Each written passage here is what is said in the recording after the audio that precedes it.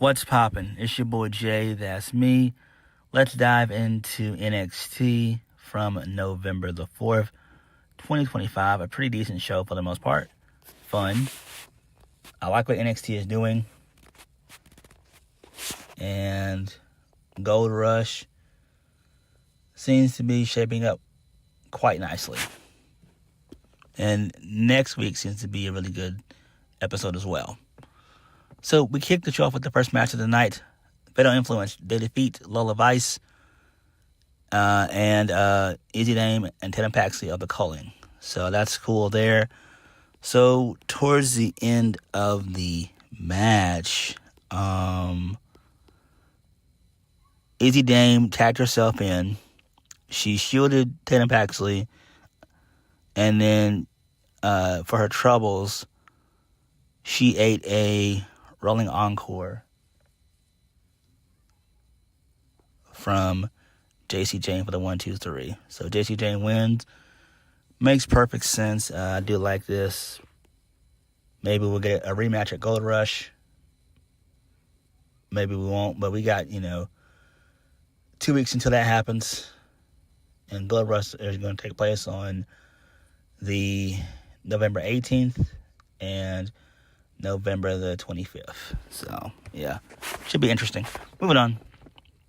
So, we go backstage, and El Grande Americana and Los Americanos, they walk into the NXT locker room. El Grande Americana wanted his own private locker room.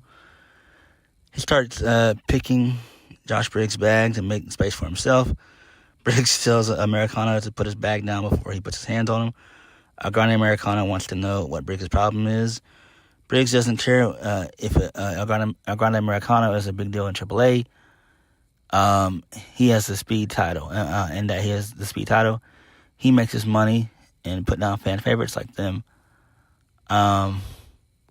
Josh Briggs says that El Grande Americana can beat a rookie like Jasper Troy, but how long could he survive being in the ring with him? No title, no time limit, no pity. Comprende. El Grande Americana calls Josh Briggs a gringo, which is hilarious. And El Grande, he says that he's fine with that, and he'll show the NXT universe who he is. El Grande is accepting the challenge of Josh Briggs. El Grande tells Josh Briggs to walk. That's funny there. Good shit there. I like that. Really good shit. Moving on.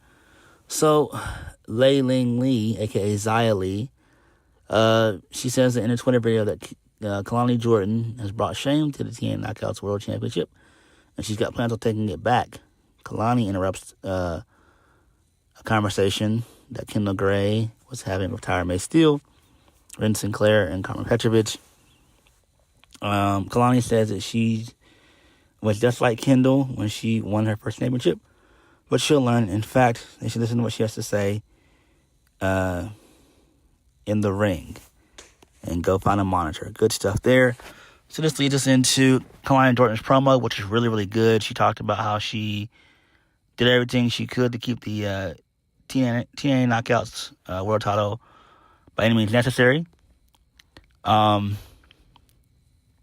They boo her, and then she tells them to shut up. She says, why do they support Dominic Mysterio when he cheats and wins the AAA championship? They all cheer. You love him. Cody Rhodes used his title to beat Drew McIntyre this past Saturday on Saturday's main event. And they continue to sing his song and praises come Friday night. Why does everyone have a problem with her? She said this is why NXT is drowning in hypocrisy. An opportunity came up when Ash by Elegance, a.k.a. Dana Brooke, got injured, and she had to vacate the title. She came in and won the title the first night. She said she's not going to be a champion like Trick Williams. She's not going to trash the brand. She's not going to wear her title upside down and hold this title with honor and prestige. A title held by so many great women. And then she basically says that she's tired of hearing people's narratives about how they're not loyal. Girls with fat asses and catchphrases when they should be caring about is that she's the most elite athlete that stepped foot in the ring. She says, perfect example, Jordan Grace. Every single one of you booed her out of the building, but when I came here, I knocked her upside the head with her title to get some truth. And so she's public enemy number one. She says that you're not fans, you're followers. And she's not going to be a champion like Tana Paxley, handing out opportunities left and right. It's her time to be selfish. She says she knows that Gold Rush is coming up around the corner in New York City, but she's not going to be defending her title because she's going to be staying at home. And she talked about how she saw Layling Lee on social media. She said that she barely even knows her. She's barely even on her radar, and she's already beaten her. She said, you can call me a traitor, disloyal, call me whatever the hell you want, but one thing you're going to call me is champion. Really good ass promo. I love that. Really good shit there. Excellent. This is the best that Kelani Jordan has looked, and I think that this heel run, the second time around, is going to be better than the first one. The first one felt forced. This one feels genuine. It seems like she wants a character change and stuff, so I do like that. One thing I hope that she ends up doing is changing her finisher. I think whenever you go heel, you should at times change your finisher. I know when Bayley turned heel, she ended up, using the rose plant and everything else, versus the Bayley to Bayley. So, good shit there. Moving on from that, Sarah Schreiber has a backstage interview with OTM. They didn't say much of anything at all. It doesn't really matter. OTM had so many chances. I'm surprised they haven't been released yet. So Chase University, they show up and they get into it with OTM. So Andre Chase says that it's fine. It's no need to escalate things. Pissing off OTM is not a good idea.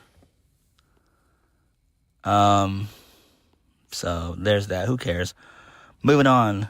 Grande Americano defeats Josh Briggs. Yay, Josh Briggs sucks ass. So, there is that. Moving on. So we go backstage.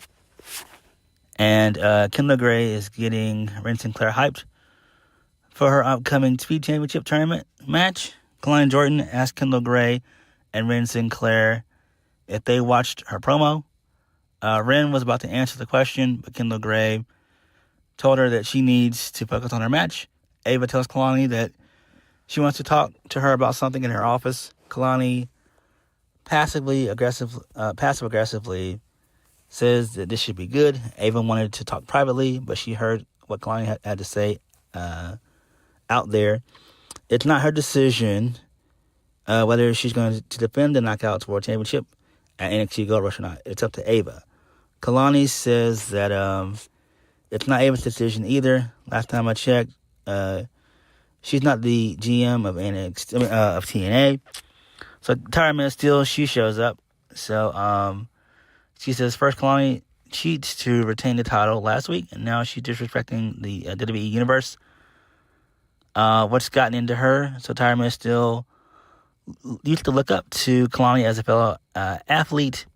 Kelani says that Tyra Mills still can look up to her, but she's telling it like it is now. The way it is, when Kelani steps into any room, she's the most gifted superstar, and Tyra Mills still has become something that every Olympic gold medalist is unfamiliar with, and that's second place.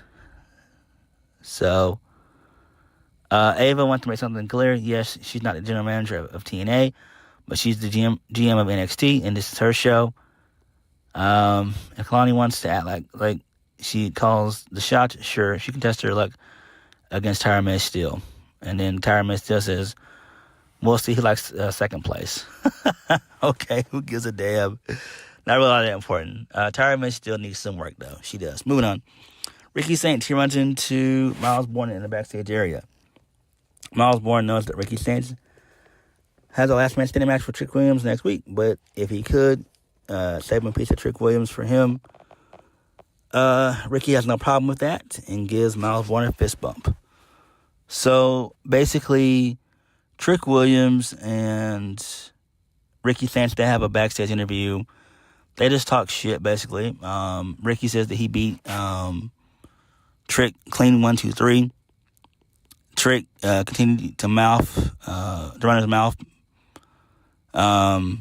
Trick says that just because Trick Williams is second to none, you worked your whole life just to get to the spot. You know nothing about carrying this brand. And then Ricky says that Trick doesn't give a damn about NXT or anything like that. And then they continue to jog back and forth. And then Ricky gets off headset. He finds Trick. They brawl in the backstage area. Trick hits Ricky with a steel pipe, takes him out. And that was cool. Good stuff there. So Trick says, Ricky, you don't want to see this side of me, but next week you will when he gets his title back. All right, that's fine there. Moving right along. So, Zarya defeats Ren Sinclair. So she advances into the women's speed tournament. That's cool. Kelani Jordan defeats Tyra May Steele. She wins via the split-legged moonsault. She needs to change that damn finisher if she's going to be a heel. Maybe do like a net breaker or DDT or something like that or whatever. But she needs to change her finisher. That's what she should do, in my opinion. That's just me, though. Split-legged moonsault seems pretty babyface to me, in my opinion. That's just me. Post-match, Santino Marella, he appears on the Titantron. He says that he's the director of TNA, the TNA director of Authority. And he says that at Gold Rush, it's going to be Kelani Jordan putting her title on the line against Jordan Grace and Xia Li in a triple threat match. Yay. I hate that shit. It's lame. Moving on. So, Sol Ruka, she is backstage with Zarya talking to Ava. She talks about how her knees getting better and everything else, and it's going to be another month until she can come back. Yada, yada, yada. So, Zarya says that this could be perfect. Both of them could be champions at Gold Rush. So, Fatal Influence shows up. JC Jane says she wants a rematch. Fallon Henley says she'll become the women's speed champion at Gold Rush. So, there's that. Whatever. It's not that important. Moving on. Javon Evans versus Saquon Sugars. Really decent match here. Javon gets the win via the hold it in the row for the 1, 2, 3. Really good stuff there. Great stuff. Moving on from that. So, Mariah May is talking to Ava in her office. Mariah still wants to have her first title defense in New York City at NXT Gold Rush. She's super excited about the glitz and glamour in New York. Ava tells Mariah May that if Sol Ruka is medically cleared to compete, she'll be her opponent at Gold Rush. She wants her rematch, and Ava says she deserves it. Mariah May doesn't feel like Sol Ruka's knee can fully hold up to her at the moment. Ava has her concerns, but if she wants clearance from medical, she's going to give it a go. Mariah May is well aware that Sol never technically lost the NXT Women's Championship. NXT Women's North American Championship. Mariah May says that she hopes that Sol knows what she's doing. Then Mariah gets a text message. Mariah tells Ava that she has to go because her better half is asking for an exclusive interview next week. Cool stuff. So I guess you're talking about Santino Marella. I guess I don't fucking know. Good stuff. I do like this. Good stuff. Moving on. So, Tatum Paxley, she's throwing a fit backstage. She is down on herself about how she lost the match for Izzy and everything else and all that jazz. So Izzy tells Tatum that she's not trying to be mean, but the calling wants to have the NXT Women's Championship for a long time. Tatum thanks Izzy for being a great friend and the calling for accepting her into their family. Tatum is promising that she'll be more selective about who gets title opportunities going forward. But if one thing she has to do to be fully satisfied next week, okay, maybe she's going to give a match to Lyra. Maybe. I don't know. Interesting stuff here, though. They are slowly but surely going to turn on Tatum, that being the calling. They're just going to slow run this shit. But it's fine, though. Moving right along. Closing segment of the evening. Ethan Page and Chelsea Green, they give their speeches of why they're the greatest mixed AAA tag team champions and all that stuff. They didn't really say much of anything. They poke fun at Joe Hendry and everything else. Joe Hendry comes out. He gets a good reaction. So Thea Hale shows up, and they beat up both Ethan Page and Chelsea Green. And it's going to be Chelsea Green and Ethan Page versus Joe Hendry and Thea Hale at Gold Rush. So good stuff there. I like this. This is really funny. It went about a good 7 minutes or whatever, but it's fine. This is good shit. So I'm down for this. So great stuff. Thea Hale popping out of the cake was great. That was funny there. So good stuff. But NXT for the most part was pretty decent. For the most part, I like the Thea Hale, Joe Hendry stuff. Kelani Jordan turning heel was great. It makes perfect sense. I do like that. I like what they're doing with Mariah May. I think Zarya is going to end up winning the Speed Championship. That makes the most sense. So, yeah. I like what they're doing with Grande Americano. That's cool. So, Ludwig Kaiser kicked major ass. So, there's that. The Trick and Trick Williams and Ricky Saints stuff is good, too. Although, I wonder what's going to happen when Trick inevitably loses next week. We'll have to wait and see how that's going to play out. And where the hell is Obafemi? Obafemi has been gone for like 4 weeks. If he doesn't show up next week, well, I'm hoping he shows up next week and he ends up confronting whoever wins the last man standing match next week. So maybe that's what they're going to end up doing. So I don't know. But we'll have to wait and see how things play out. What did you guys think about NXT? Like, comment, subscribe. Peace.